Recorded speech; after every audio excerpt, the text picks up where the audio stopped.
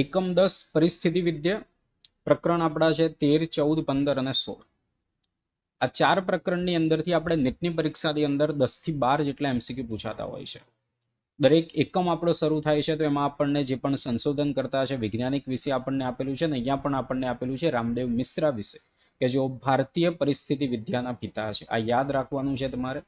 હવે જો સજીવોને વસ્તી, શરૂઆતની આપણને જે અહીંયા પ્રસ્તાવના આપેલી છે, પ્રસ્તાવનાનો જે પેરેગ્રાફ છે એમાંથી આપણે જાણીએ છીએ કે મહાઅણુઓ ભેગા થાય, કોષો બને, કોષોથી પેશી, અંગ, અંગતંત્રો, સજીવ બને, વસ્તી બને, સમુદાય બને. તો આ એક ક્રમ તમને એમસીક્યુ ની અંદર અહીંયા પૂછાઈ શકતો હોય છે. એ બાબત આપેલી છે એમસીક્યુ માટે.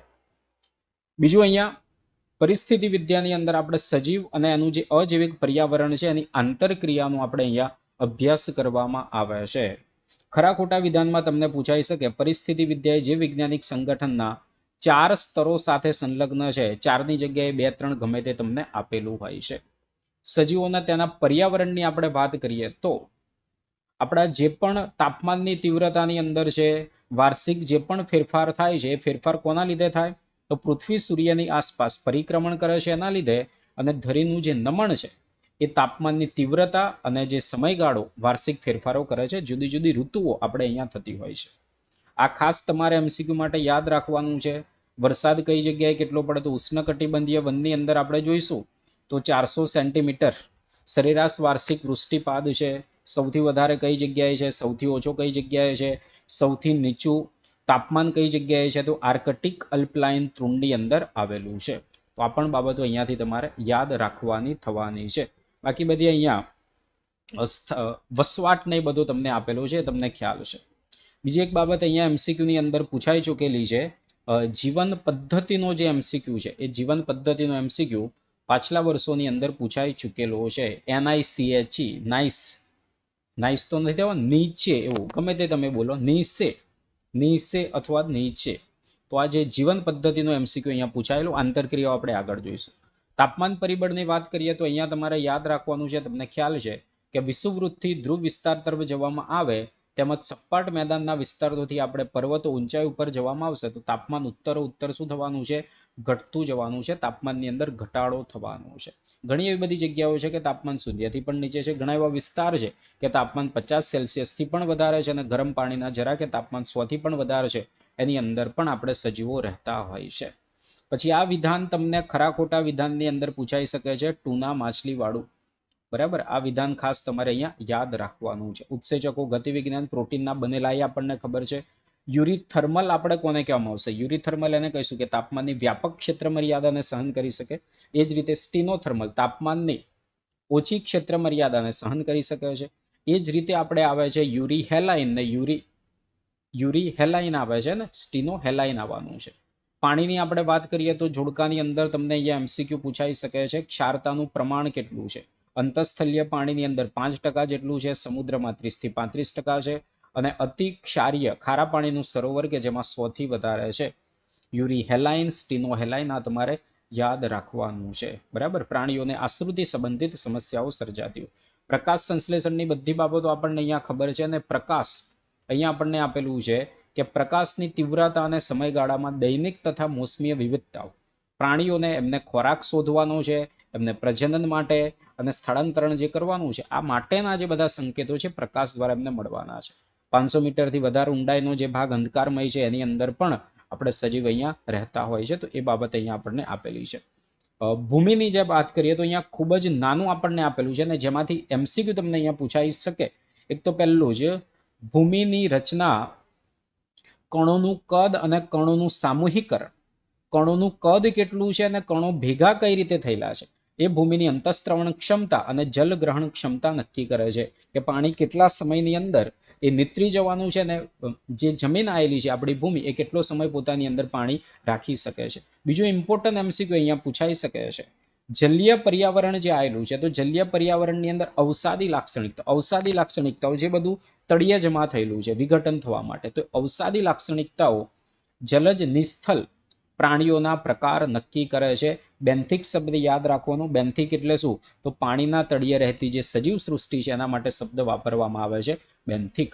આ આકૃતિ જે આપણને આપેલી છે અહીંયા ગ્રાફ, આંતરિક સ્તરની આપણે વાત કરીએ આ પાછલા વર્ષોની અંદર MCQ ની અંદર પૂછાઈ ગયેલું છે. નિયામકો, આંશિક નિયામકો અને અનુવર્તીઓ કોણ છે? MCQ માં પૂછાઈ ચૂકેલું છે. આગળ આપણે વાત કરીએ, નિયમન કરવું આપણને આપેલું છે, બરાબર છે. તો સસ્તન પ્રાણીઓની સફળતાનું રાજ શું છે? સફળ એટલા માટે છે કે શરીરનું તાપમાન જાળવી રાખવાની ક્ષમતા છે, એટલા માટે બધે જોવા મળશે. એન્ટાર્કટિકાની અંદર હોય, સહારાનું રણ હોય, એની અંદર આપણને જોવા મળે છે. કોણ નિયમન કરવાની અંદર આવે છે? તો કે બધા જ પક્ષીઓ, સસ્તનો તથા ખૂબ જ નિમ્ન કક્ષાના પૃષ્ઠ અને અપૃષ્ઠવંશી પ્રાણીઓ આ પ્રકારનું ઉષ્મી અને આશ્રુતિ નિયમન કરી શકે છે. આપણને પરસેવો થાય છે, બરાબર છે, ગરમી લાગે છે, દરમિયાન આપણને ધ્રુજારી આવે છે શિયાળાની અંદર, તો એક પ્રકારનું આ નિયમન થવાનું છે. અનુકૂળ થવું, આ ખાસ યાદ રાખજો. પ્રાણીઓની ધાર્યા કરતા વધારે બહુમતી, લગભગ 99% ને લગભગ બધી જ વનસ્પતિઓ આંતરિક પર્યાવરણ સ્થિર જાળવી શકતા નથી. આમાંથી તમને ખરા ખોટાનો MCQ આની અંદર પૂછાઈ શકે, જાળવી શકે એવું, બરાબર. તો આ બધા થવાના છે અનુકૂલિત સજીવો. હવે આપણને એવું ના થાય કે ભાઈ અનુકૂલિત વધારે ફાયદો તો કોની અંદર થવાનો છે? નિયમન કરવાની અંદર. તો અનુકૂળ થવા વાળા કેમ નિયમનમાં આવી જતા નથી? એવું એટલા માટે નથી કરી શકતા કારણ કે ઘણી બધી શક્તિ વપરાવાની છે. ઘણા સજીવો માટે ઉષ્મીય નિયમન ઉર્જાની રીતે કેવું છે? ખર્ચાળ હોય છે, બરાબર છે. સપાટીના ક્ષેત્રફળની કાર્યકી આપણને આપેલી છે, એ બાબત આપેલી છે. ખૂબ જ નાના પ્રાણીઓ ધ્રુવ પ્રદેશની અંદર આપણને ભાગ્ય જોવા મળવાના છે. એ પણ ખરા ખોટા વિધાનની અંદર તમને પૂછાઈ શકે છે. સ્થળાંતરણ કરવું, આનો MCQ પાછલા વર્ષોની અંદર પૂછાઈ ચૂકેલો છે, બરાબર. કે જે રીતે આપણે દિલ્હીથી વ્યક્તિ સિમલા જાય છે, એ જ રીતે ઘણા બધા પ્રાણીઓ, ખાસ કરીને પક્ષીઓ, શિયાળાની અંદર ઠંડા વિસ્તારોની અંદરથી રાજસ્થાનની અંદર જે આપણે કેવલાદેવ નેશનલ પાર્ક આવેલો છે, ભરતપુર, બરાબર, એ જગ્યાએ અહીંયા આવતા હોય છે. સાઇબેરિયા અને ઠંડા વિસ્તારોમાંથી પક્ષીઓ જે બધા છે આ કેવલાદેવ નેશનલ પાર્કની અંદર આવતા હોય છે. આ પણ પાછલા વર્ષોમાં પૂછાઈ ચૂકેલું છે. મુલતવી રાખવાની અંદર કોણ આવવાનું છે? આમ તો બીજાણુનું નિર્માણ થાય લિંગી અલિંગી પ્રજનનની અંદર, એ આપણે ભણી ગયેલા છીએ, બરાબર છે. હાઇબરનેશન શબ્દ આપેલો છે, રીંછ, શીત નિંદ્રા આપણને આપેલું છે, યાદ રાખવાનું. બીજું એક શબ્દ તમારે સુસુપ્ત અવસ્થા માટે ડાયપોજ જે શબ્દ આપેલો છે MCQ માટે યાદ રાખવાનો છે, બરાબર. ડાયપોજ એટલે વિપરીત પર્યાવરણીય પરિસ્થિતિ સામે વિકાસમાં વિલંબ કરતી પ્રાણીની જે સુસુપ્ત અવસ્થા છે, બરાબર. તો એ સુસુપ્ત અવસ્થાની અંદર જતા રહે છે, જેને ડાયપોજ કહેવામાં આવે છે. અનુકૂલન થઈ શકે, તો અનુકૂલન દરેક સજીવનું લક્ષણ જે જુદી જુદી રીતે કરી શકે છે. એક તો બાહ્યકાર વિદ્યાકીય રીતે, દેહ ધાર્મિક રીતે ને વ્યવહારિક. એના ઉદાહરણ તમારે યાદ રાખવાના, કયું બાહ્યકારકીય છે, કયું દેહ ધાર્મિક છે, કયું વ્યવહારિક છે. કાંગારૂ ઉંદરનો MCQ પૂછાતો હોય છે. ઉત્તર અમેરિકાની અંદર ખાસ યાદ રાખજો, ઉત્તર આફ્રિકા ના થઈ જાય, ઓસ્ટ્રેલિયા ના થઈ જાય. આંતરિક ચરબીનું ઓક્સિડેશન કરે અને પાણી એમાંથી જે બધું મેળવે છે, સાંદ્ર મૂત્રનું ઉત્સર્જન કરે છે. રણ પ્રદેશની વનસ્પતિ CM પથને અનુસરવાની છે. જાડુ ક્યુટિકલનું આવરણ આવેલું હોય છે, વાયુરંધ્ર ઊંડાણવાળા, એકદમ અધિસ્તરમાં ઉપર આવેલા હોતા નથી. ફાફડા થોર, તો કે પર્ણો ખેરવી નાખેલા છે, બરાબર. ચપટું પ્રકાંડ આવેલું છે, પ્રકાશ સંશ્લેષણનું કાર્ય કરે છે. એલેનનો નિયમ આપણને MCQ ની અંદર પૂછાય છે કે ઠંડો વિસ્તાર જે આવેલો છે, તો પ્રાણીઓ સામાન્ય રીતે ઉષ્માનો વ્યય ઘટાડવા માટે ટૂંકા કાન અને ટૂંકા ઉપાંગો ધરાવે છે. પછી સીલનું ઉદાહરણ આપ્યું. આ એક શબ્દ યાદ રાખવાનો, બ્લબર શબ્દ. બ્લબર એટલે શું? દરિયાઈ પ્રાણીજ ચરબી, કે જે એક ઉષ્મા અવરોધક તરીકે કામ કરે છે ને પોતાના શરીરની અંદર આ જે માછલીઓને આવેલી હોય છે, મોટા જે પ્રાણીઓ આવેલા હોય છે, દરિયાઈ પ્રાણીઓ ઠંડા વિસ્તારની અંદર જે આવેલા છે, એને એક ઉષ્મા અવરોધક તરીકે વર્તે છે. દેહ ધાર્મિક અનુકૂલનની વાત કરેલી છે. ઉત્તુંગતા બીમારી, એલ્ટિટ્યુડ સિકનેસના MCQ પૂછાતા હોય છે. 3500 મીટરથી વધારે, ઉબકા આવવા, થકાવટ આપણને ખબર છે. હવે અનુકૂલન આપણું શરીર કેમનું કરે છે? આમાં વિદ્યાર્થીઓ ભૂલ કરે છે. RBC નું ઉત્પાદન વધારે છે અને હિમોગ્લોબિનની બંધન ક્ષમતાને ઘટાડે છે. અહીંયા વિદ્યાર્થી ભૂલ કરે, બંધન ક્ષમતાને પણ વધારી દે એમ કે છે. તો શ્વસન દરમાં વધારો કરે, હિમોગ્લોબિન બંધન ક્ષમતા ઘટાડે અને RBC નું ઉત્પાદન વધવાનું છે. આર્કિયા બેક્ટેરિયાનું ઉદાહરણ આપણને આપેલું છે. ઠંડા વિસ્તારની અંદર આપણને ઘણા બધા સજીવ જોવા મળતા હોય છે. એની અંદર આવેલું હોય છે એન્ટીફ્રીજ ગ્લાયકોપ્રોટીન. શું આવેલું હોય છે? એન્ટીફ્રીજ ગ્લાયકોપ્રોટીન. કેટલાક પ્રાણીઓ વ્યવહારિક જે વર્તુણક છે, વ્યવહારિક વર્તુણકને અનુસરે છે. રણ પ્રદેશની જે ઘરડીઓ આવેલી હોય વ્યવહારિક અનુકૂલનને અનુસરતા હોય છે. માની લો કે તાપમાન નીચું જતું રહે તો બહાર આવશે, તાપમાન વધારે જતું રહે તો એમના વૃક્ષોની નીચે જતા રહેશે, દર હશે, બખોલની અંદર એ રીતે છુપાઈ જવાના છે. વસ્તી આપણને અહીંયા આપેલું છે, બરાબર છે. તો લિંગી પ્રજનન માટે સૂચિત જે શબ્દ એ અહીંયા આંતરપ્રજનન કરી શકે અને લિંગી પ્રજનન માટે સૂચિત છે વસ્તી, એક જ જાતિના સજીવનું જૂથ, જેને આપણે કહેવામાં આવે છે વસ્તી. પરંતુ અલિંગી પ્રજનનના પરિણામ સ્વરૂપ ઉદ્ભવતા સજીવોના સમૂહને પણ પરિસ્થિતિ વિદ્યાની દ્રષ્ટિએ આપણે વસ્તી માનવામાં આવે છે. આ ખાસ યાદ રાખવાનું. બીજું ઇમ્પોર્ટન્ટ વિધાન જે આપણને અહીંયા આપેલું છે, વસ્તી પરિસ્થિતિ વિદ્યા એ પરિસ્થિતિ વિદ્યાનું એક મહત્વનું ક્ષેત્ર છે. કારણ કે પરિસ્થિતિ વિદ્યાને વસ્તી જનીન વિદ્યા અને ઉદ વિકાસ સાથે જોડે છે. આટલામાંથી એમસીક્યુ પૂછાય. પરિસ્થિતિ વિદ્યાને વસ્તી જનીન વિદ્યા પોપ્યુલેશન જીનેટિક્સ ઉદ વિકાસ સાથે જોડે છે. બરાબર. અહીંયા કેટલી સંખ્યા વધવાની ઘટવાની આપેલી છે. આના એમસીક્યુ પૂછાય છે. વય પિરામિડના ક્યારે વસ્તી વધતી હોય છે, ક્યારે ઘટતી હોય છે. આપણને પૂર્વ પ્રજનન વય અને પશ્ચિમ પ્રજનન વય આપેલું હોય છે. એક બાજુએ નર અને માદા અહીંયા દર્શાવેલું હોય છે. આગળ વસ્તી ગીચતાનું આપણને માપન આપેલું છે. બરાબર. હવે જો એક ઉદાહરણ આપણને આપેલું છે કે વસ્તી ગીચતા આપણને જે અહીંયા આપેલું છે, તો સંખ્યા દર વખતે સંખ્યાની રીતથી જ આપણે માપન કરી શકાય એવું ઉચિત રહેવાનું નથી. ઉદાહરણ ગાજર ઘાસનું આપેલું છે. બરાબર. તો એ બાબત આધારિત અહીંયા એમસીક્યુ પૂછાય. વડનું વૃક્ષ આવેલું છે એક, તો એની વસ્તી ગીચતા ઓછી થવાની છે, પરંતુ એની ભૂમિકા અહીંયા વધારાની થવાની છે. યાદ રાખવાનું છે.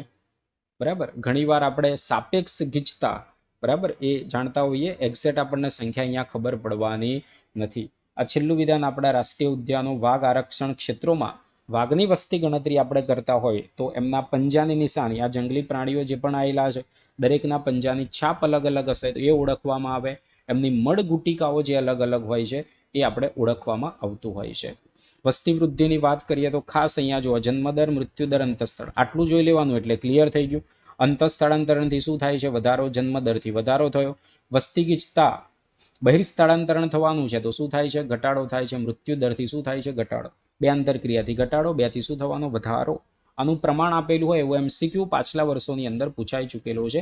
એની તમારે ગણતરી કરવાની છે. ગણતરીમાં શું કરવાની છે તમારે?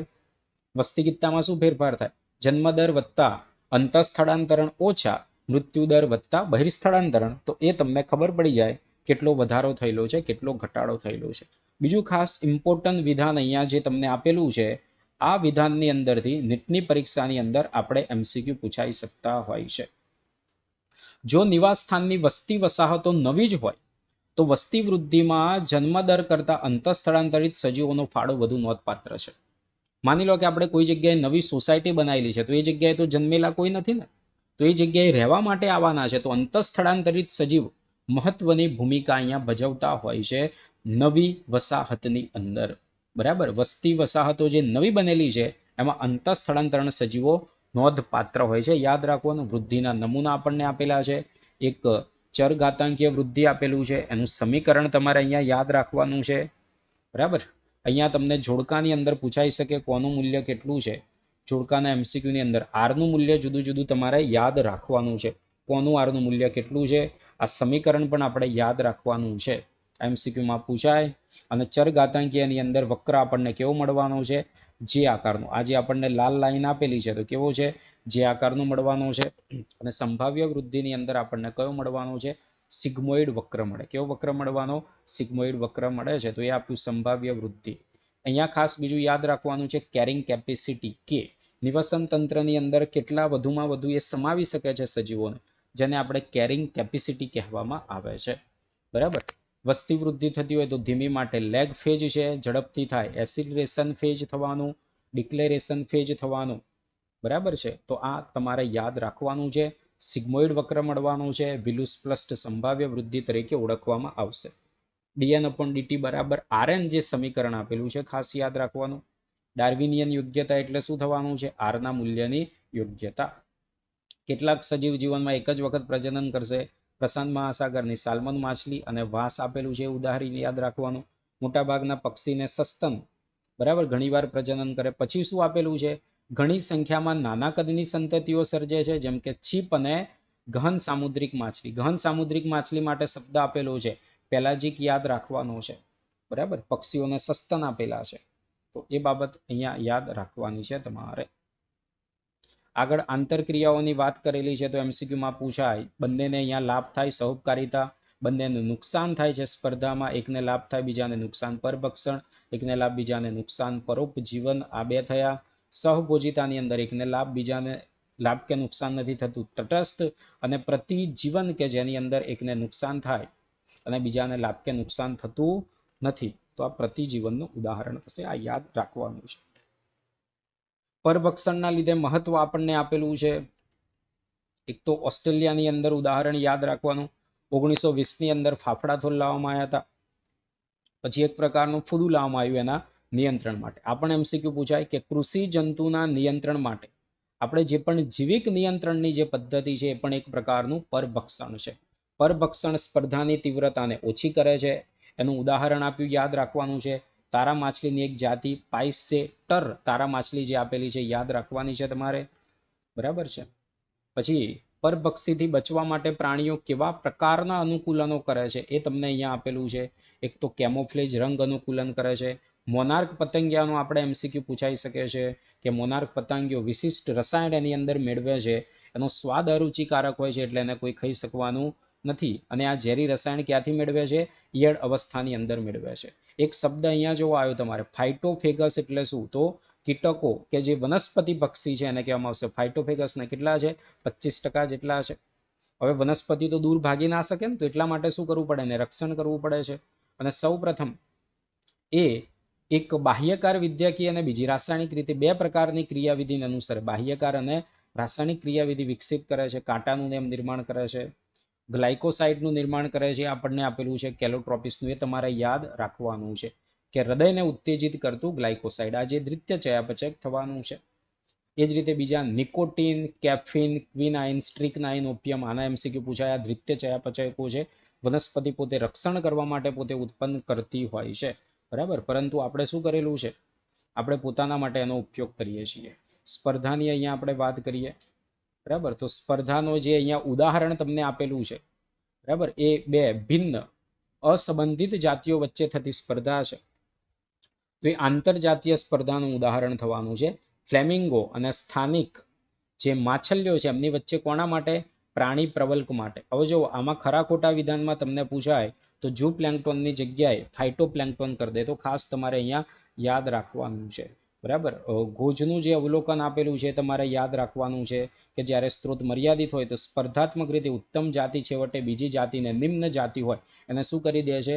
દૂર કરી દે છે. ગેલોપોગટ ટાપુ ઉપર એબિંગડન કાચબો આપેલો છે. બકરીઓ લાવવામાં આવીએ તો એબિંગડન કાચબો શું થઈ ગયો? લુપ્ત થઈ ગયેલો છે. યાદ રાખવાનું છે, બરાબર છે. પછી બીજા આપણને જે અહીંયા પ્રયોગ આપેલા છે, કાર્નેલના પ્રયોગ. કયા પ્રયોગ છે? કાર્નેલના પ્રયોગ આપેલા છે. ઉત્તમ બાર્નેકલ કયું છે? ઉત્તમ બાર્નેકલ છે બેલેનસ છે. નાના બાર્નેકલ કયા છે? ચેથરમેલસ આવેલા છે. આ તમારે અહીંયા એમસીક્યુ માટે યાદ રાખવાનું છે. ઘોષનો સ્પર્ધક નિષેધનો નિયમ પણ પૂછાઈ ગયેલો છે એમસીક્યુમાં. એક જ પ્રકારનો સ્ત્રોત હોય તો સ્પર્ધા કરવા વાળી બે નજીકની સંબંધિત જાતિઓ લાંબા સમય સુધી સાથે રહી શકવાની નથી. એમનો સ્ત્રોત ને એ બધું એક જ છે એટલા માટે. તો એટલા માટે શું કરતા હોય છે? એનાથી બચવા માટે પ્રાણીઓ સ્ત્રોત વિભાજન કરે છે. આપેલું છે મેક આર્થરે આપેલું છે. આ તમારે એમસીક્યુ માટે યાદ રાખવાનું છે, બરાબર. પરોપજીવન, પરોપજીવન માટેના જે અનુકૂલનો ખાસ આપેલા છે તમે યાદ રાખજો. સંવેદી અંગો ગુમાવવા આપેલું છે. યજમાનને ચોંટી રહેવા માટે ગુંદરી અંગો. ચૂસકોની હાજરી.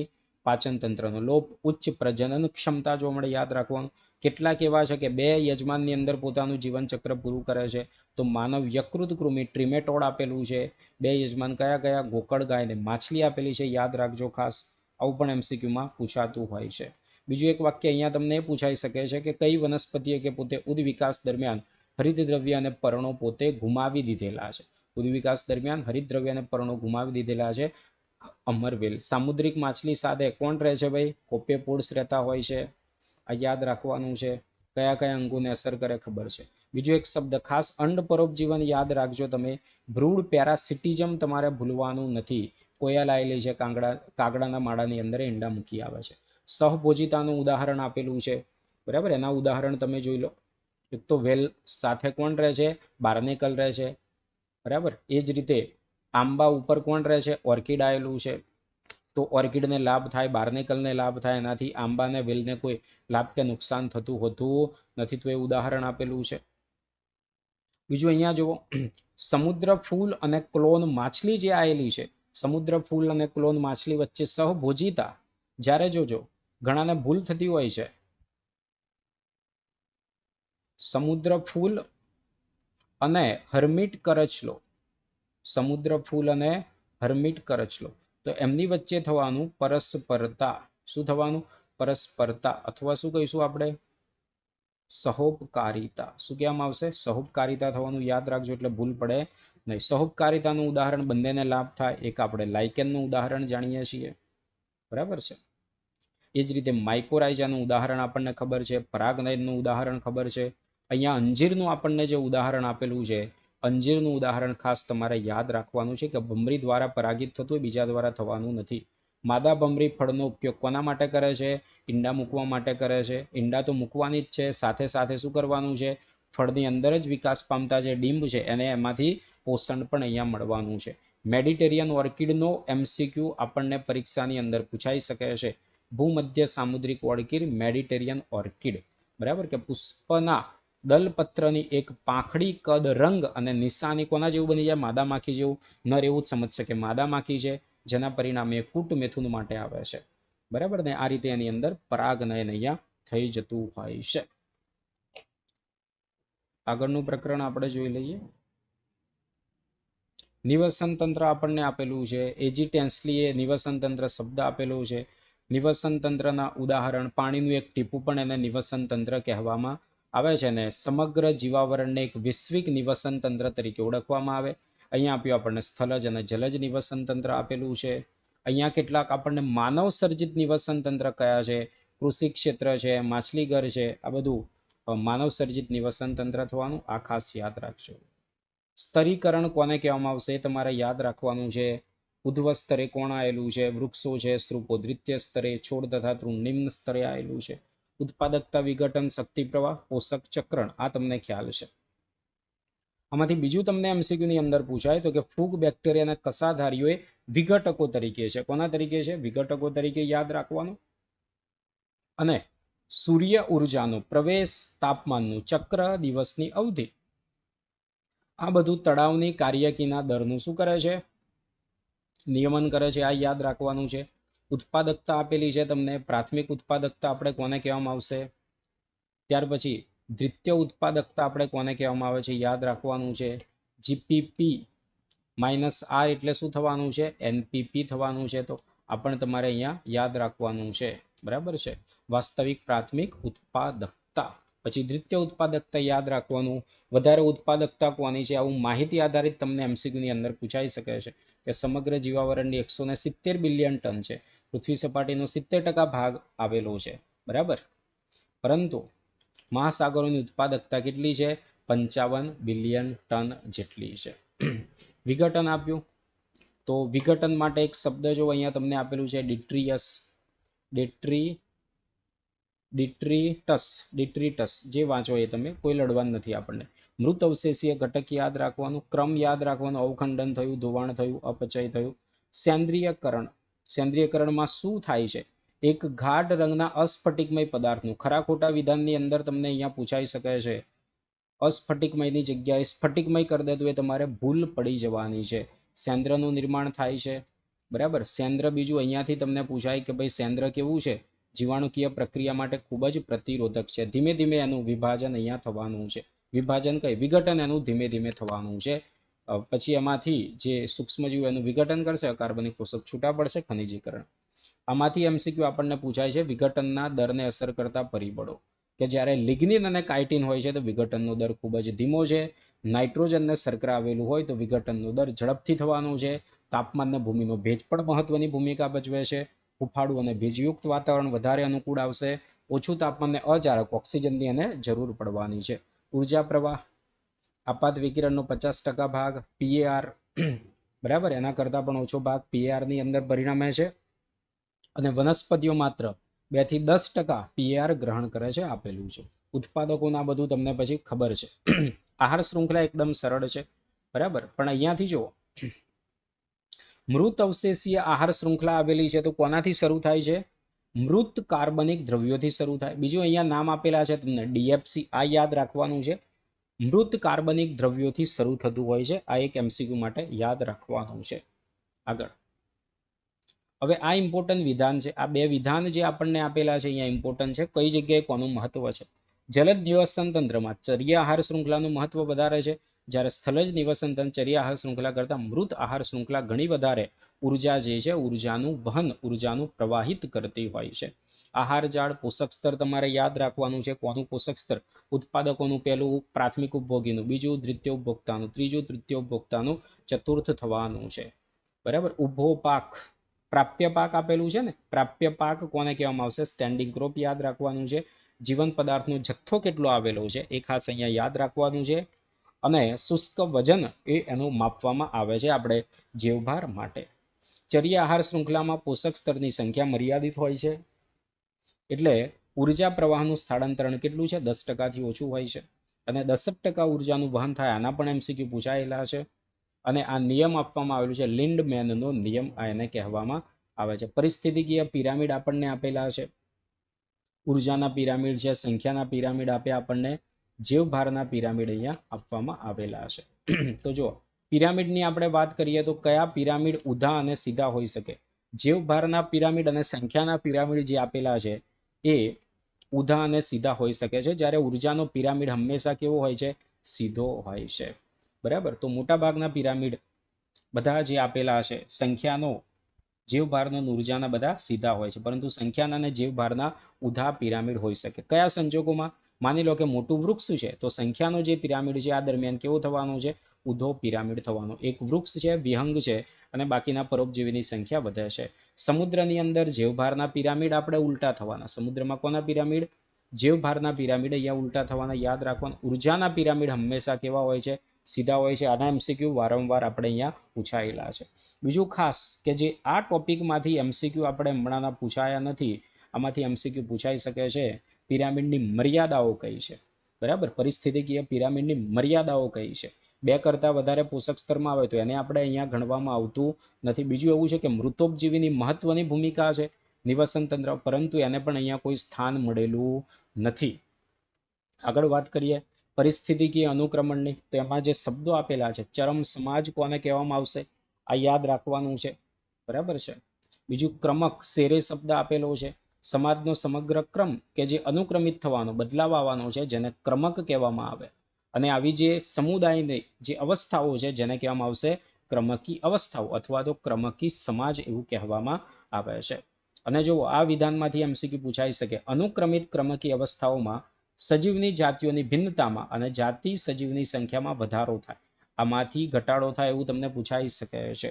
અનુક્રમણ આપેલું છે, પ્રાથમિક અનુક્રમણ છે, દ્વિતીયક અનુક્રમણ, એના તમારે ઉદાહરણ ખાસ યાદ રાખવાના છે. પ્રાથમિક અનુક્રમણમાં કોણ આવવાનું છે? દ્વિતીય અનુક્રમણમાં કોણ આવવાનું છે? યાદ રાખવાનું છે. બરાબર છે. બસ તો આ બાબત અહીંયા થઈ ગઈ તમારે એમસીક્યુ માટે, પ્રાથમિક અને દ્વિતીય અનુક્રમણ. જલ આરંભી હોય કે ભાઈ શુષ્ક આરંભી હોય, છેલ્લે તો એ કઈ તરફ દોરાવવાનું છે? મધ્યમ જલ પરિસ્થિતિ તરફ દોરાવવાનું છે. કઈ તરફ? મધ્યમ જલ પરિસ્થિતિ તરફ દોરાવવાનું છે. સ્થાપક જાતિ તરીકે, પાયાની જાતિ તરીકે કોણ છે? લાઇકેન. આનો એમસીક્યુ આપણે વારંવાર પૂછાતો હોય છે, આ ખાસ યાદ રાખજો. બરાબર. બીજી અવસ્થાઓનો આનો ક્રમ યાદ રાખજો. વનસ્પતિ પ્લવલ, નિમગ્ન વનસ્પતિ અવસ્થા આવવાનું છે. નિમગ્ન મુક્ત તરતી વનસ્પતિ અવસ્થા છે. નરકુલ અવસ્થા આવવાની છે. ઘાસમય ભીની જમીન, ઘાસની મેદાની અવસ્થા, જાડી ઝાખરામય અવસ્થા અને જંગલ. આ ક્રમ એક આપેલો છે ને પ્રાથમિક અનુક્રમણ માટે, સાચો ક્રમ તમે પસંદ કરો, આવું તમને એમસીક્યુ ની અંદર પૂછાઈ શકે છે. ઉપલબ્ધ સ્થિતિનો એમસીક્યુ પૂછાયેલો છે. એ વખતે પણ આપણે કોમ્યુનિટી સેક્શનની અંદર પણ આ પ્રશ્ન મૂકવામાં આવે તો ઉપલબ્ધ સ્થિતિ કોને કહેવામાં આવે છે? ઉપલબ્ધ સ્થિતિનો આધાર તો કે નિવસન તંત્ર પ્રમાણે બદલાવાનું છે ને ઋતુ પર આધારિત હોય છે. પોષક ચક્રમાં જેવભૂ રાસાયણિક ચક્રો આપેલા છે, એમાં વાયુરૂપ છે, અવસાદી, અવસાદીના ઉદાહરણ તમારે યાદ રાખવાના છે. અવસાદી ચક્રની અંદર કોણ આવવાનું છે? સલ્ફર અને ફોસ્ફરસનું ચક્ર જે અવસાદી ચક્રની અંદર આવવાનું છે. જો પર્યાવરણીય ઘટકો, આમાંથી એમસીક્યુ પૂછાઈ શકે આપણને. ભૂમિ કેવી છે, ભેજ કેટલો, પીએચ અને તાપમાન, એ પોષક તત્વોને મુક્ત કરવાના દરનું નિયંત્રણ કરે, આમાંથી આપણે એમસીક્યુ પૂછાઈ શકે છે. બરાબર. કાર્બનનું ચક્ર આપેલું છે, તો અહીંયા માહિતી જે આપી યાદ રાખવાની, 70% મહાસાગરોમાં દ્રાવ્ય છે, 1% વાતાવરણની અંદર અહીંયા સમાવેશિત છે, 4 × 10⁻13 વાર્ષિક સ્થાપન થવાનું છે આપેલું, યાદ રાખવાનું છે. માનવીય પ્રવૃત્તિઓ ખૂબ જ મહત્વપૂર્ણ એનો પ્રભાવ છે, જંગલોનો બધો નાશ થઈ રહ્યો છે એના પરિણામે. ફોસ્ફરસ ચક્ર ખાસ આપેલું છે, આ ખાસ યાદ રાખવાનું છે તમારે. આનું મહત્વ તો તમને ખ્યાલ છે ફોસ્ફરસનું, પરંતુ અહીંયા જો એક શબ્દ તમને પૂછાઈ જાય, પીએસબી, ફોસ્ફેટ સોલ્યુબિલાઇઝિંગ બેક્ટેરિયા, કે મૃત જીવોનું ફોસ્ફેટ દ્રાવીકરણ બેક્ટેરિયા વિઘટન દ્વારા ફોસ્ફરસ મુક્ત કરવામાં આવે છે. બીજો જે તમને તફાવતના મુદ્દા આપેલા છે કાર્બન ચક્ર અને ફોસ્ફરસ ચક્રમાં, કે પહેલો, વરસાદ દ્વારા ફોસ્ફરસનો વાતાવરણમાં અંતઃપ્રવેશ કાર્બન કરતા કેવો છે, ખૂબ જ ઓછો થવાનો છે. અને સજીવો અને પર્યાવરણ વચ્ચે ફોસ્ફરસનું વાયુ રીતે તો વિનિમય થવાનું નથી, એકદમ નહિવત છે. આ આકૃતિ જે તમને આપેલી છે ફોસ્ફરસ ચક્ર, આ પણ પાછલા વર્ષોના એમસીક્યુમાં પૂછાઈ ચૂકેલું છે. નિવસન તંત્રીય સેવાઓની આપણે વાત કરીએ તો રોબર્ટ કોન્સ્ટાન્જા આ એમસીક્યુ પૂછાયેલો છે. બીજું આપણને અહીંયાથી જોડકાનો એમસીક્યુ તમને હવે આગામી પરીક્ષાની અંદર પૂછાઈ શકે છે. જોડકાનો એમસીક્યુ, બરાબર, કે 50% ભૂમિ રચનામાં મનોરંજન પોષક ચક્રણ માટે 10% કરતાં પણ ઓછી ભાગીદારી છે. આબોહવાનું નિયમન વસવાટનું મૂલ્ય પ્રત્યેક માટે 6% જેટલું હોય છે. આમાંથી તમારે એમસીક્યુ પૂછાઈ શકે છે. આગળ આપણે જોઈએ જૈવ વિવિધતા અને તેનું સંરક્ષણ. હવે જો જૈવ વિવિધતા શબ્દ કોના દ્વારા આપવામાં આવેલો છે, જૈવ વૈજ્ઞાનિક, બરાબર, સામાજિક જીવ વૈજ્ઞાનિક સોશિયો બાયોલોજિસ્ટ એડવર્ડ વિલ્સન દ્વારા. હવે જો જીવ વિજ્ઞાનમાં ઘણા બધા વૈજ્ઞાનિકોના તમારે નામ આવે છે, એનો જોડકાનો એમસીક્યુ તમને પૂછાઈ શકે છે. કયા વૈજ્ઞાનિક કોણ હતા, કોઈ પ્રકૃતિવિદ આવે છે, કોઈ જર્મન વનસ્પતિ શાસ્ત્રી આવે, બ્રિટિશ પ્રાણી શાસ્ત્રી આવે છે, બરાબર, કોઈ ખગોળ શાસ્ત્રી છે, કોઈ ભૂગોળ શાસ્ત્રી છે, કોઈ ભૌતિક શાસ્ત્રી છે. તો આનો જોડકાનો એમસીક્યુ તમને પૂછાઈ શકે છે. અને અહીંયા જે પ્રસ્તાવનામાં આપેલું છે 20,000 કીડીઓ, 3 લાખ ભૃગુ કીટક, 20,000 ઓર્કિડ આપણને આપેલી છે. જનનિક વિવિધતાના એમસીક્યુ વારંવાર પૂછાયેલા છે કે ભાઈ ચોખા આવેલા છે તો 50,000 થી વધારે છે, 1,000 થી વધારે કેરી છે. આ એમસીક્યુ પૂછાઈ શકે આપણને. સર્પગંધાનો એમસીક્યુ પૂછાઈ શકે. જનની વિવિધતા કોને આધારે છે, તો ઉત્પાદિત સક્રિય રસાયણ, કયું રસાયણ છે, રેસ્પરિન, એની અંદરથી આપણને મળે. એની ક્ષમતા અને સાંદ્રતાના સંદર્ભમાં. જાતિ વિવિધતા આમાંથી ખરા ખોટા વિધાનમાં વાક્યમાં પૂછાય, વિદ્યાર્થીઓને ભૂલ પડી જાય. પશ્ચિમ ઘાટની ઉભયજીવી જાતિઓની વિવિધતા પૂર્વ ઘાટીય કરતા કેવી છે, વધારે છે. પરિસ્થિતિકીય વિવિધતા તમને આપેલું છે. IUCN નું પૂરું નામ એમસીક્યુમાં પૂછાઈ શકે છે. IUCN નું પૂરું નામ યાદ તમે રાખજો. રેડ ડેટા લિસ્ટ કોણ તૈયાર કરે છે, રેડ લિસ્ટ તૈયાર કરે એ પણ IUCN તૈયાર કરે, એ તમારે યાદ રાખવાનું છે, બરાબર. હવે જો કઈ જગ્યાએ લગભગ બધું કામ પતી ગયેલું છે શોધવાનું, સમશીતોષ્ણમાં પતી ગયેલું છે, બરાબર. ઉષ્ણકટિબંધની અંદર ઘણું બધું કામ બાકી છે. આ પણ બાબત તમારે અહીંયા યાદ રાખવાની છે. રોબર્ટ મે દ્વારા વધુ સંતુલિત ને વૈજ્ઞાનિક અંદાજ પ્રમાણે વૈશ્વિક જાતિની સંખ્યા કેટલી છે, આવું તમને એમસીક્યુમાં પૂછાઈ શકે છે, બરાબર છે. 70% કરતાં પણ વધારે પ્રાણીઓ છે, એની અંદર લીલ, ફૂગ, દ્વિઅંગી આ બધું આવી ગયું. ભેગી કરીએ તો પણ આ બધાની ટકાવારી 22%થી વધારે થવાની નથી. 70% જેટલા પ્રાણીઓ આવેલા છે. પ્રાણીઓમાં પણ સૌથી વધારે કોણ છે, કીટકો છે, યાદ રાખવાનું છે તમારે. 10 પ્રાણીઓમાંથી 7 કીટકો છે. અપૃષ્ઠવંશીઓમાં સૌથી વધારે કીટકો આપેલા છે. પૃષ્ઠવંશીઓની અંદર માછલીઓ તમને આપેલી છે. વનસ્પતિઓની વાત કરીએ તો સૌથી વધારે ફૂગ છે.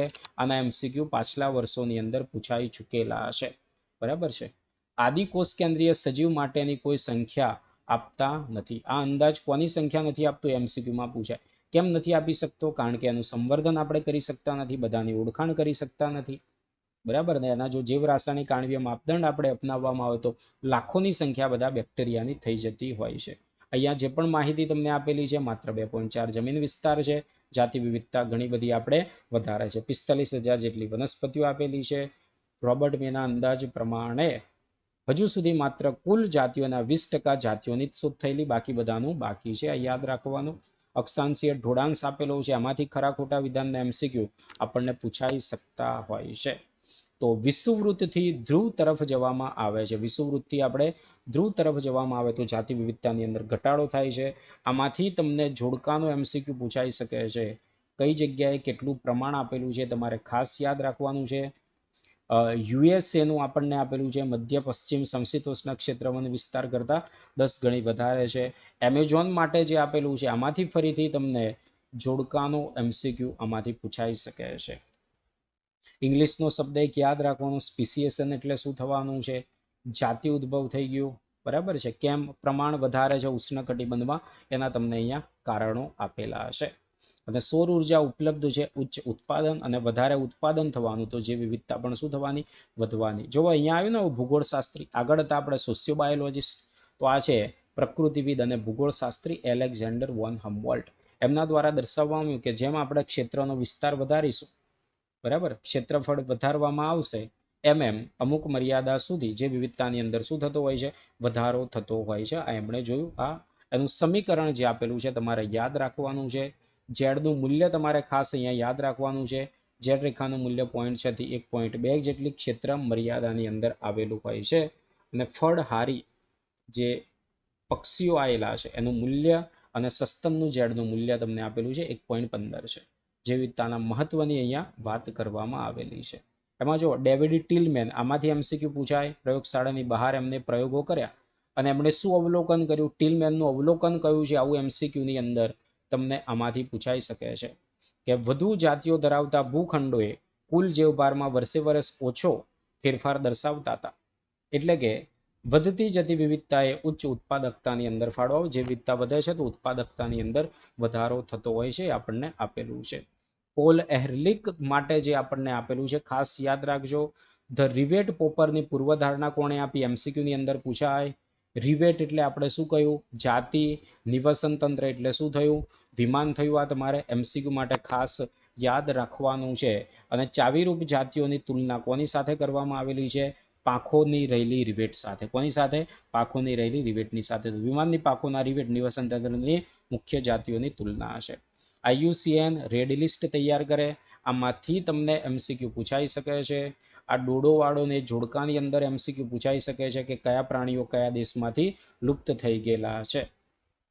બરાબર છે.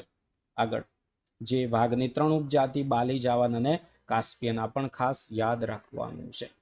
બરાબર છે. અહીંયા પણ તમને જે આંકડાકીય માહિતી આપેલી છે તમારે યાદ રાખવાની છે. અત્યારે જે પણ વિલોપનનો દર ચાલી રહ્યો છે, 6થું વિલોપન ચાલી રહેલું છે અને આગળના જેટલા પણ વિલોપન છે એના કરતાં 100 થી 1000 ગણું ઝડપથી આ વિલોપન ચાલી રહ્યું છે. આ પૂછાય કે જે વિવિધતાના નુકસાનથી શું થવાનું, આનો એમસીક્યુ. એવિલ કોલ્ટ્રેટ તરીકે કોને ઓળખવામાં આવે છે, એમસીક્યુમાં પૂછાય. વસવાટનું નુકસાન અને અવખંડન આપેલું છે. જમીન સપાટી 14% કરતાં વધારે જંગલો આવેલા હતા, વર્ષાવનો આવેલા હતા, બરાબર, પરંતુ અત્યારે કેટલા છે, 6% કરતાં પણ વધારે નથી આપેલું. પૃથ્વી ગ્રહના ફેફસા તરીકે એમેઝોનના જંગલને ઓળખવામાં આવે છે, એ યાદ રાખવાનું છે. સોયાબીનની ખેતી માટે એમને કાપી નાખવામાં આવેલા છે. આ પ્રકરણ આપણે પૂરું થશે તો 1000 થી પણ વધુ હેક્ટરના જંગલો નાશ પામશે. અને જે પણ રિપોર્ટ છે એ પ્રમાણે અત્યારે જે પણ નવા સંશોધનને બધું થયેલું છે એ પ્રમાણે 1 મિનિટની અંદર 40 ફૂટબોલના મેદાન જેટલા જંગલોનો નાશ થતો હોય છે. અતિશોષણ આપેલું છે, તો આ યાદ રાખવાનું. સ્ટીલર સિકાઓ અને પેસેન્જર પીગન. વિદેશી જાતિઓના આક્રમણમાં નાઇલ પર્સ લાવવામાં આવ્યું, જેના પરિણામે કોણ જતું રહ્યું ભાઈ, સિચલિડ માછલીઓ. 200 થી પણ વધારે શું છે, જાતિઓ છે, પ્રજાતિ નથી યાદ રાખવાનું. ગાજર ઘાસ ઘણી જગ્યાએ આવે છે, ગંધારી છે, જળકુંભી છે, આ વિદેશી જાતિ છે. બરાબર. એ જ રીતે બીજી આપણને આપેલી છે ક્લેરિયસ ગેરેફિનસ નામની આફ્રિકન કેટફિશ લાવવામાં આવ્યા, જેના પરિણામે સમસ્યા સર્જાય. સહલુપ્તતા, બરાબર, તો જે પરોપજીવન છે એની અંદર થવાનું છે. જે પરાગવાહકો છે એની અંદર, તો પરોપજીવન અને પરસ્પરતાની અંદર બંનેમાંથી ગમે તે એક દૂર થાય. બે સજીવ આવેલા છે, બંનેમાંથી ગમે તે એક દૂર થઈ જાય તો એની સાથે સંકળાયેલો બીજો પણ સજીવનું વિલોપન થતું હોય છે. જે વિવિધતાનું સંરક્ષણ, આની અંદરથી એમસીક્યુ પૂછાયેલા નથી, એમસીક્યુ આપણે પૂછાઈ શકે છે. 3 પ્રકારની છે ને ભાઈ, 3 વર્ગોમાં વિભાજિત કરેલું છે. ઉપયોગિતાવાદી છે, વ્યાપક રીતે ને નૈતિક. તો કોણ કોની અંદર આવે એવા એમસીક્યુ તમને પૂછાઈ શકે કે ભાઈ સંક્ષિપ્ત ઉપયોગિતાવાદી દલીલ નીચેનામાંથી કઈ છે, વ્યાપક ઉપયોગિતાવાદી દલીલ કઈ છે ને નૈતિક દલીલ કઈ છે. યાદ રાખવાનું. બાયોપ્રોસ્પેક્ટિંગ એટલે શું, આ એમસીક્યુની અંદર તમને પૂછાઈ શકે. વ્યાપક ઉપયોગિતાવાદી દલીલ આપી અને અહીંયા તમને નૈતિક દલીલ જે આપેલી છે યાદ રાખવાનું છે.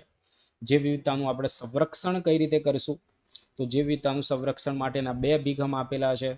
બરાબર છે. એક તો ઇન સિટુ કન્ઝર્વેશન અથવા ઓન સાઇટ કન્ઝર્વેશન તરીકે ઓળખવામાં આવશે, અથવા સ્વસ્થાન સંરક્ષણ તરીકે આપણે ઓળખવામાં આવે છે. એન્ડેમિઝમનો એમસીક્યુ આપણે પૂછાઈ ચૂકેલો છે, સ્થાનિકતાનો એમસીક્યુ પૂછાઈ ગયેલો છે. શરૂઆતની અંદર 25 જેટલા હોટસ્પોટની સંખ્યા આપેલી છે, 9 ઉમેર્યા એટલે 34 થઈ ગઈ. ભારતમાં કયા 3 આવેલા છે આ તમને એમસીક્યુમાં પૂછાય. આપણે જો જે વિવિધતાનું જે નુકસાન થઈ રહ્યું છે એને ઘટાડવું હોય તો આ હોટસ્પોટ જે આવેલા છે એનું સંરક્ષણ કરવું પડશે. જમીનના 2% કરતાં ઓછા છે, પરંતુ જે વિવિધતા વધારે પ્રમાણમાં છે અને હોટસ્પોટનું રક્ષણ આપણે કરીશું, એની સુરક્ષા સારી રીતે કરવામાં આવશે તો જે પણ વિલોપન થઈ રહેલું છે એ વિલોપનને આપણે 30% જેટલું ઘટાડી શકીશું. બરાબર. તો સ્વસ્થાનમાં કોણ આવે? રાષ્ટ્રીય ઉદ્યાન આવી જાય, આરક્ષિત જીવાવરણ આવી જાય, અભયારણ્ય આવી જાય, પવિત્ર ઉપવનો આવી જાય. એની સંખ્યા તમને આપેલી છે. પવિત્ર ઉપવનમાંથી આપણને જોડકાનો MCQ પૂછાઈ શકે છે. આ ખાસ ભૂલી ના જતા તમે. કઈ જગ્યાએ કયા પવિત્ર ઉપવન આવેલા છે આ ભૂલવાનું નથી. પછી આગળ છે આપણે નવસ્થાન સંરક્ષણનો અભિગમ. નવસ્થાન સંરક્ષણની અંદર કોણ આવે?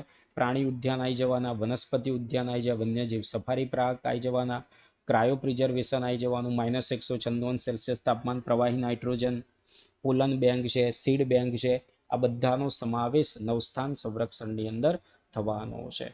બરાબર છે. અર્થ સમિટ ક્યારે ઉજવવામાં આવેલી છે આ તમને MCQ ની અંદર પૂછાઈ શકતું હોય છે.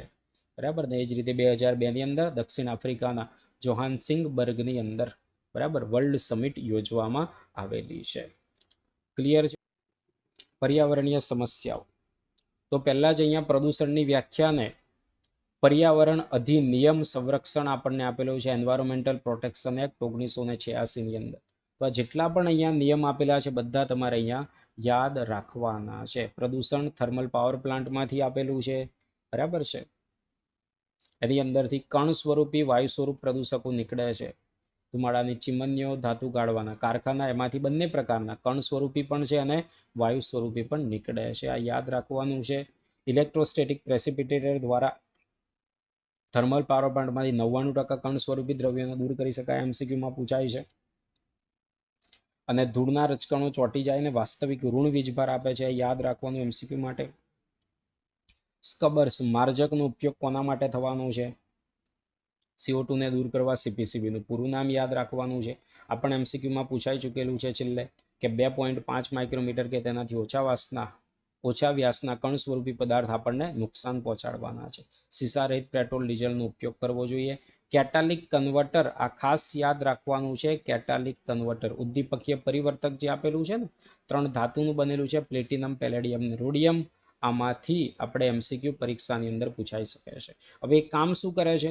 દહન થયા વગરના હાઇડ્રોકાર્બનને CO2 માં અને પાણીની અંદર રૂપાંતરિત કરી દે છે.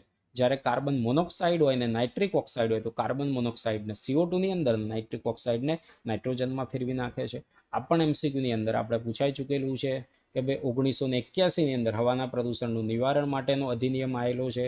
એમાં સુધારો કરવામાં આવેલો છે 1987 ની અંદર. યાદ રાખવાનું છે. 150 ડેસિબલથી વધારે તીવ્રતાનો અવાજ નુકસાન પહોંચાડવાનો છે. બરાબર. વાયુ પ્રદૂષણનું નિયંત્રણ.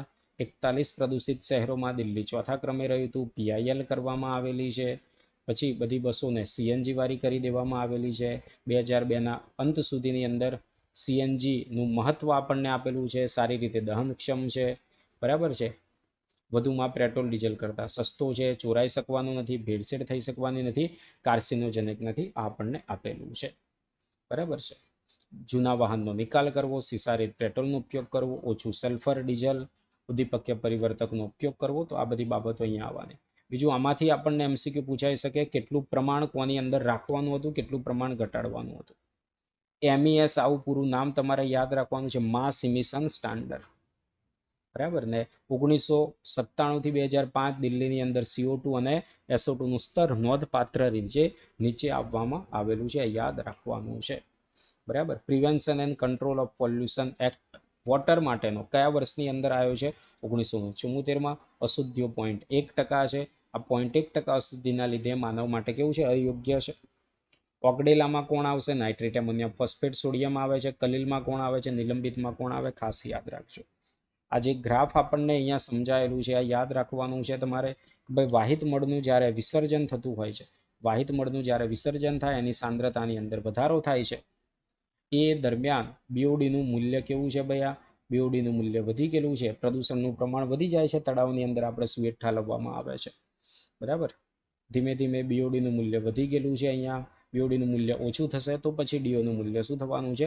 વધવાનું છે. અને BOD નું વધારે મૂલ્ય એટલે પ્રદૂષણ વધારે થયેલું એ દર્શાવે છે. ખ્યાલ આવી ગયો? આગળ બીઓડી કોના માટે છે? તો જીવ વિઘટન્ય માટે. કોના માટે છે? જીવ વિઘટન્ય માટે. આલ્ગલ બ્લૂમ એટલે લીલ પ્રસ્ફુટન યાદ રાખવાનું છે. જળકુંભી એ તો આપણને ખબર છે, વિદેશી જાતિ છે, એના પુષ્પો સુંદર માટે અહીંયા લાવવામાં આવેલું છે. ટેરર ઓફ બેંગાલ તરીકે એને ઓળખવામાં આવે છે. બીજું આ તમને માહિતી આધારિત એમસીક્યુમાં પૂછાય કે ભારે ધાતુઓ જે આવેલા છે એ ભારે ધાતુઓની ઘનતા તમને અહીંયા આપેલી છે. બીજું એક ક્રમ તમારે એમસીક્યુ માટે યાદ રાખવાનો છે. જૈવિક વિશાલન જે થાય છે એનો ક્રમ કયો છે તમારે યાદ રાખવાનો છે. બરાબર છે. 0.003 પીબી પાણીમાં, 0.04 પીબી પાણી પ્રવલ્કમાં, નાની માછલીઓમાં 0.5, મોટી માછલીઓમાં 2, માછલી ખાનારાની અંદર 25 છે. બીજું ખાસ એમસીક્યુની અંદર આપણે પૂછાઈ શકે છે કે ડીડીટીની ઊંચી સાંદ્રતાના લીધે પક્ષીઓની વસ્તીની અંદર ઘટાડો થતો હોય છે, કારણ કે કેલ્શિયમના ચયાપચયને ખલેલ પહોંચાડે છે અને ઈંડાનું કવચ પાતળું ને વહેલું તૂટી જાય, હજુ એ પરિપક્વ ભ્રૂણ થયેલું હોય ને આ રીતે વસ્તી ઘટતી હોય છે ને આ બધા દ્રવ્યો ચરબીની અંદર જમા રહેતા હોય છે. સુપોષકતાકરણ આપેલું છે, બરાબર. તો સુપોષકતાકરણ એ પોષક તત્વોનું પ્રમાણ વધતું હોય છે ને તળાવ જે આવેલું છે એની પ્રાકૃતિક જીર્ણતા છે. શરૂઆતમાં પાણી ઠંડુ ને સ્વચ્છ હોય છે, યાદ રાખવાનું. આ શબ્દો આપ્યા, સ્લીટ શબ્દ આપ્યું, પાઇલ આપ્યું, પંકભૂમિ શબ્દ તમારે ભૂલતા નહીં, આ પણ પૂછાઈ શકે. બોગ એટલે શું? તો આ રીતે તમારે એમસીક્યુમાં યાદ રાખવાનું છે. બોગ એટલે શું થવાનું છે, બરાબર. પ્રવેગિત સુપોષકતાકરણ કોને કહેવામાં આવે? અશુદ્ધિઓ કઈ આવેલી છે? નાઇટ્રેટ ને ફોસ્ફેટ છે, એ પોષક તત્વો તરીકે કામ કરવાના છે. હવે આ ખાસ ઇમ્પોર્ટન્ટ આપણા માટે ટોપિક છે એમસીક્યુ માટે. સંકલિત નક્કામાં પાણીના ઉપચારના કિસ્સાનું અધ્યયન જે આવેલું છે, બરાબર, કઈ જગ્યાએ કરવામાં આવેલું છે? આ તો ઉત્તર પૂર્વીય જગ્યાએ, અર્કટકા શહેરની અંદર, કેલિફોર્નિયાની અંદર ઉત્તર પૂર્વીય જગ્યાએ કોણ જોડાયું? હમ્બોલ્ટ સ્ટેટ યુનિવર્સિટીના વૈજ્ઞાનિકના શહેરના પ્રાકૃતિક તંત્ર, આ બધા લોકો આની સાથે જોડાયા, બરાબર. 2 ચરણમાં પૂરું કરવાનું હતું. પરંપરાગત અવસાદન હતું, પરંતુ આ પરંપરાગત અવસાદન કરીશું તો અંદર કોણ રહી જવાનું છે? પ્રદૂષકો, ઓગળેલી ધાતુઓને રહી જાય છે. એટલા માટે 60 હેક્ટર જેટલી કડણ ભૂમિવાળું યાદ રાખવાનું. એની અંદર વનસ્પતિઓ, લીલ ફૂગ, બેક્ટેરિયાના ઉછેરવામાં આવે છે. પ્રદૂષકને કાં તો ન્યુટ્રીલાઇઝ કરી દે છે, પોતાની અંદર શોષી લે છે અને પરિપાચિત કરી દે છે, યાદ રાખવાનું. આ એમ છે. ફોર્મનું પૂરું નામ તમારે એમસીક્યુ માટે યાદ રાખવાનું છે, બરાબર. ઇકોસોન શૌચાલય કઈ જગ્યાએ કાર્યરત છે? યાદ રાખવાનું છે. કેરળની અંદર અને શ્રીલંકાની અંદર. ઘન કચરો જે આપેલો છે, સેનિટરી લેન્ડફિલ એટલે શું થવાનું? યાદ રાખવાનું. જે પણ કચરો આવેલો છે જેને આપણે 3 પ્રકારમાં વર્ગીકૃત કરીએ, જે વિઘટન યોગ્ય, પુનઃચક્રણ યોગ્ય અને જૈવ વિઘટન અયોગ્ય. આ એમસીક્યુ માટે યાદ રાખવાનું છે. ઈ કચરાની અંદર કોણ આવશે? અને વિકસિત દેશો ઈ કચરો કઈ જગ્યાએ પહોંચાડે છે? તો ચીન, ભારત અને પાકિસ્તાનમાં પહોંચાડે છે. એની અંદર કઈ કઈ ધાતુ આવેલી છે? તાંબુ, લોખંડ, સિલિકોન, સોનું અને નિકલ આવેલું હોય છે. પ્લાસ્ટિકના કચરાનો કિસ્સો આપણને આપેલો છે, એમાંથી પોલીબ્લેન્ડનો એમસીક્યુ પૂછાઈ ગયેલો છે પાછલા વર્ષોની અંદર. પ્લાસ્ટિકનો જે ઝીણો પાવડર આપણે તૈયાર કર્યો છે એને પોલીબ્લેન્ડ કહેવામાં આવે છે. અહેમદ ખાન ઉંમર 57 વર્ષની હતી, બરાબર. આરવી કોલેજ ઓફ એન્જિનિયરિંગ અને બેંગ્લોર શહેરના કોર્પોરેશનથી બિટુમિન જે આવેલું છે, બરાબર, તો એની સાથે આપણે પોલીબ્લેન્ડ ભેળવી દેવામાં આવે છે, જેના પરિણામે રસ્તાની ઉંમર કેટલા ગણી? 3 ગણી વધી ગયેલી છે. પ્લાસ્ટિક વીણવાવાળાને શરૂઆતમાં 0.40 મળતા હતા, પછી કેટલા મળ્યા? 6 રૂપિયા મળવા લાગ્યા. અને કેટલા કિલોમીટર? 40 કિલોમીટર રસ્તાનું નિર્માણ થઈ ચૂકેલું છે. કૃષિ રસાયણો, તેમની અસરો આપણને આપેલી છે, એ નુકસાન કરવાનું. કાર્બનિક ખેતીનું અધ્યયન આપેલું છે, બરાબર. ઝીરો વેસ્ટ પ્રક્રિયાની અંદર થવાની છે. અહીંયા યાદ રાખવાનું HKWC કિસાન, બરાબર, હરિયાણા કિસાન વેલફેર ક્લબની સ્થાપના કોણે કરી? રમેશચંદ્ર ડાંગરે કરેલી છે. કેટલા કિસાનો આવેલા છે? 5000 કિસાનો આવેલા છે. નીચેનામાંથી કઈ ઉર્જા કે જેને શરૂઆતની અંદર આપણે અપ્રદૂષિત માનવામાં આવતી હતી? તો ન્યુક્લિયર એનર્જીને અપ્રદૂષિત માનવામાં આવી હતી. 2 ભયંકર દુર્ઘટના થયેલી છે. 3 માઇલ આયર્લેન્ડની દુર્ઘટના થયેલી છે અને ચર્નોબલની દુર્ઘટના થયેલી છે, જેના પરિણામે આપણને ગંભીર નુકસાન થયું. આપણને ખ્યાલ આવે કે ભાઈ આટલું બધું ગંભીર છે. આ 500 મીટર ઊંડાઈએ ખાડાની અંદર દબાવી દેવામાં આવશે, યાદ રાખવાનું. ગ્રીન હાઉસ અસર આપેલી છે. એનું એક પહેલું જ વિધાન, ગ્રીન હાઉસ અસર એક એવી છે ભાઈ, કુદરતી રીતે થતી ઘટના છે. કેવી ઘટના છે? કુદરતી રીતે ઘટેના આકૃતિ માટે યાદ રાખવાનું. લાંબી તરંગ લંબાઈવાળા વિકિરણનું શોષણ કરે છે ગ્રીન હાઉસ વાયુઓ, બરાબર. ટૂંકી થઈ જાય, પારરખની જગ્યાએ બીજા કિરણો થઈ જાય, ભૂલ પડવી જોઈએ નહીં. અહીંયા 60% જેટલું કોણ છે જવાબદાર? Carbon dioxide, methane 20%, CFC 14%, N2O 6%. આ યાદ રાખવાનું. કેટલો ભાગ પરાવર્તિત થઈ જાય, કેટલો શોષાય છે, આ ખાસ તમારે અહીંયા યાદ રાખવાનું છે. બીજું એક અહીંયા કે ભાઈ આપણું તાપમાન કેટલું વધ્યું, 0.6 સેલ્સિયસ વધી ગયેલું છે. એક શબ્દ તમને આપેલો છે અલ નીનો અસર, આ યાદ રાખવાનું. અલ નીનો અસર એટલે શું થવાનું છે. વૈશ્વિક ઉષ્ણ તાપમાનને કઈ રીતે આપણે નિયંત્રિત કરી શકીએ, આ પણ પૂછાતું હોય છે. બરાબર. ઓઝોન સ્તરનું વિઘટન થાય છે, તો આ ખાસ આકૃતિમાંથી જુઓ તમે. ઓપ્શન વાળો તો એકમ જે છે પૂછાઈ ગયેલું છે MCQ ની અંદર. ઓપ્શન વાળું જે છે એ MCQ ની અંદર પાછલા વર્ષમાં જ આપણે 21 ની અંદર પૂછાઈ ગયેલું છે. બીજું આકૃતિમાંથી અહીંયા જોવો તમે, કયા સમયગાળાની અંદર તમને અહીંયા ઓઝોન ગર્ત જોવા મળે, પ્રતિ વર્ષે ઓગસ્ટના ઉતાર અને ઓક્ટોબરના પ્રારંભની અંદર મને યાદ રાખવાનું છે. ઓપ્શન એકમ યાદ રાખ્યો તમે. બરાબર. સારો ઓઝોન, ખરાબ ઓઝોન કઈ જગ્યાએ આવેલો, ટ્રોપોસ્ફિયરમાં ખરાબ ઓઝોન છે, સારો ઓઝોન સ્ટ્રેટોસ્ફિયરની અંદર આવેલો છે, યાદ રાખવાનું. CFC આપણે કઈ રીતે નુકસાન પહોંચાડે છે, ક્લોરીન આવવાનું છે, અને ક્લોરીન જે આવેલું છે ઓઝોનનું શું કરવાનું છે, વિઘટન કરશે. એક ક્લોરીન આવેલું હોય તો લગભગ એ 1 લાખ જેટલા અણુનું એ વિઘટન કરવાનું કામ કરવાનું છે. ઓઝોન છિદ્ર જોવા મળે આપણને. સ્નો બ્લાઇન્ડનેસ તમારે યાદ રાખવાનું છે, પારદર્શક પટલમાં સોજો આવે. ઓઝોન સ્તરનું વિઘટન ઘટાડવા માટે જે એનું ઉત્સર્જન કરતા જે પણ પદાર્થો છે, બરાબર, તો એના માટે બધા દેશો ભેગા થયા અને મોન્ટ્રિયલ પ્રોટોકોલ કયા વર્ષની અંદર, 1987 ની અંદર મોન્ટ્રિયલ કેનેડા ખાતે યાદ રાખવાનું છે. અનુચિત ઉપયોગ અને અનુચિત જાળવણી દ્વારા જે નુકસાન થાય એ આપેલું છે. જમીનનું ધોવાણ અને રણનું સ્થળીકરણ આપેલું છે. બરાબર. રણ સ્થળીકરણ ખાસ કરીને વધતા જતા શહેરીકરણના કારણે એક મુખ્ય સમસ્યા છે. જમીનની અંદર પાણી ભરી જાય, ક્ષારતાનું પ્રમાણ વધી જાય. એમાંથી જો આ MCQ પૂછાઈ શકે, પાણીનો ભરાવ અને જમીનની ક્ષારતા સંબંધિત કેટલીક સમસ્યાઓ. હરિયાળી ક્રાંતિ, હરિયાળી ક્રાંતિથી ફાયદો થયો, પણ કઈ સમસ્યાઓ આવી MCQમાં પૂછાઈ શકે છે. એક અંદાજ પ્રમાણે આ માહિતી જુઓ કે ભાઈ કેટલા જંગલો, 40% જંગલો નાશ થઈ ગયેલા છે, શીતોષ્ણ પ્રદેશની અંદર 1%. આપણને બીજું પૂછાય કે ભારતની રાષ્ટ્રીય વન નીતિ પ્રમાણે કેટલા ટકા, 33% જંગલો હોવા જોઈએ સપાટ મેદાનો ઉપર, અને 67% પહાડી જે પર્વતીય વિસ્તાર છે એની અંદર હોવા જોઈએ. શરૂઆતમાં આપણે જંગલો હતા 30%, ઘટીને કેટલા થઈ ગયા, 21.54%. ઝૂમ ઉછેર કઈ જગ્યાએ હતો, ઉત્તર પૂર્વીય રાજ્યોની અંદર. ઝૂમ ઉછેર એટલે કાપોને સળગાવો, એ ઝૂમ ઉછેર હતો. બરાબર, એ યાદ રાખવાનું છે. પુનઃવનીકરણ આપેલું છે. લોક ભાગીદારીનું અહીંયા જે આપણને ઉદાહરણ આપેલું છે 1771 રાજસ્થાનમાં જોધપુરનું આપેલું છે ને, અમૃતા દેવી બિશ્નોઈ, કે આખા અત્યાર સુધીના ઇતિહાસની અંદર આ એકમાત્ર એવી ઘટના, બરાબર, કે પર્યાવરણ વૃક્ષોને બચાવવા માટે કે જેની અંદર 300 થી પણ વધારે લોકોએ, બરાબર, આ બિશ્નોઈ પ્રજાના જે લોકો કે પોતે પોતાનું બલિદાન આપી દીધેલું છે. અને અમૃતા દેવી બિશ્નોઈ વન્યજીવ સંરક્ષણ પુરસ્કાર આપવામાં આવે છે. હિમાલયના ગઢવાલમાં ચિપકો આંદોલન વિશે આપણે સાંભળેલું છે.